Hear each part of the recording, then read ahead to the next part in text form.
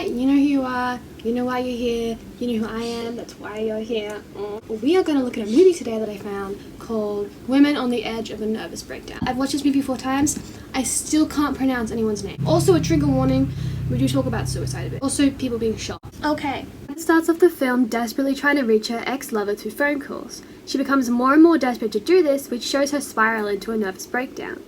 And that comes to a peak when she decides to blend sleeping pills and a gazpacho with the implied intent of committing suicide. Whoa, heavy. Pepper's plans are interrupted when her friend Candela needs her help running from the police because she was involved with a mob. And then her ex-lover's son comes to her apartment with his really snobby girlfriend. They're like, we want to buy this house. Pepper's under a lot right now. So this all distracts Pepper from her own issues. Her life is now taken up by a crescendo of events, which is not unlike her own mental breakdown. And then finally, at the end of the film, there's like a really intense car chase, which Pepper has to stop her ex-lover's ex-wife from shooting him. Pepper eventually does stop this from happening. She gets the closure that she needs from the relationship. That's how it ends, and then her mental breakdown is like she's doing better. The narrative form of this comedy drama allows for the exploration of a woman's nervous breakdown and acts as an allegory for the way that a mental breakdown occurs due to the difficult end of a relationship. This story structure is pretty unconventional. It doesn't really have a typical start, middle, and end. It's kind of just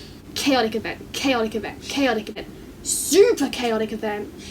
Peace. So it's pretty representative of Pepper's mental breakdown and her eventual healing as such. I looked into the director. There's a lot of personal story in this film. Director Pedro Almodovar, he was inspired to make this film off the personal experience of one of his female friends. It's not his personal story, it's hers. A key part of the film, particularly towards the beginning, is the use of the answering machine and the phone. So this is a key feature in most of Pedro Almodovar films. This was a concept also based off the director's life. In quotations, my films do reflect whatever I was going through at the time. Back then, I would come through the door, and if the answering machine was blinking, I was happy. If there was nothing, I felt a terrible uncertainty. The female characters in the movie are shown to be deeply affected by the actions of the men around them, even though they themselves are really strong characters. For example, Pepper's friend Candela allows her lover and his friends to stay with her, eventually finding out that they were just using her for housing and that they're actually terrorists. This affects her so much that she attempts to jump off a roof because she thinks the police are going to take her in, which they will.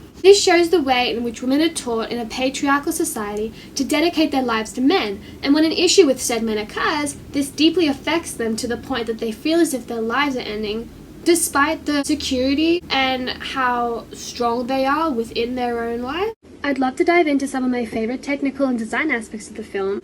Much of the mess and scene is styled in a way to look like pop art, with pastels and standout colors, giving an almost surreal feeling to the world. Pepper's characters also display through color, frequently being dressed in brighter colors, most seen in red and blue. These bold colors can be seen as her dressing to look stronger and giving herself the appearance of confidence to hide her breakdown. The shots Almodovar used are very effective. He uses many overhead and long shots to show all the surrounding settings for much of the movie. This makes the audience pay attention to the surroundings and takes more meaning from it. One of my other favorite scenes regarding shots is the final scene where Pepper and Marisa are talking. The film has an odd ending, with many of the scenes being long and following along with the characters for an eternity, while others are very short and almost seem out of place with how different they are from the previous. This could be seen to represent the instability of Pepper after the breakup, as nothing seems to remain the same. The longer shots followed by sudden shorter ones also brings an instability to the viewing for the audience, making them feel able to somewhat relate to her. This scene has a very interesting way of using both Lucia's and Pepper's perspective, as the shot follows one only for it to switch when they cross paths. It then shows what the view of each other would be from their own positions in the stairwell. This perspective shot in a way gives us one of the first indications of Ivan's ex-lover, Lucia's craziness. The angle when looking down is often used to show a character's mental state is not as healthy or stable. It can often be seen used throughout with Pepper. The framing of the shots combined with the dialogue of the characters, it's really good. I'll show it here. It really builds up emotion slowly and gives a sense of the audience that what's happening in the movie they're recording is parallel to what's happening with Pepper's emotions. This scene here uses really smooth following shots paired with really tense music to represent the craziness happening inside the women while she maintains the image of calm and collected. This can also be represented by the way her hair slowly gets messier. Speaking of music, Almodovar also uses sound really effectively to transition between shots. Like, for example, you can hear the ticking of the clocks and the countdown for the voice recording of the movie, which can kind of be seen as Pepper's possible time to meet Ivan running out. I'd also love to talk about one of the main metaphors in this film, Pepper's apartment being symbolic of her mental state. As Pepper's breakdown gets worse and worse, the apartment is damaged in accidents and messed up in passing events. When a fire starts in the bed, Pepper takes some time to process what is happening, symbolizing her inability to process her own emotions. The fire starts when she puts her emotions aside to deal with other issues, which instead, as seen by the fire, makes them grow bigger and out of control. Afterwards, the remaining smoke from the extinguished fire is shown in the background through a doorway. This is representative of how Pepper treats her own mental state.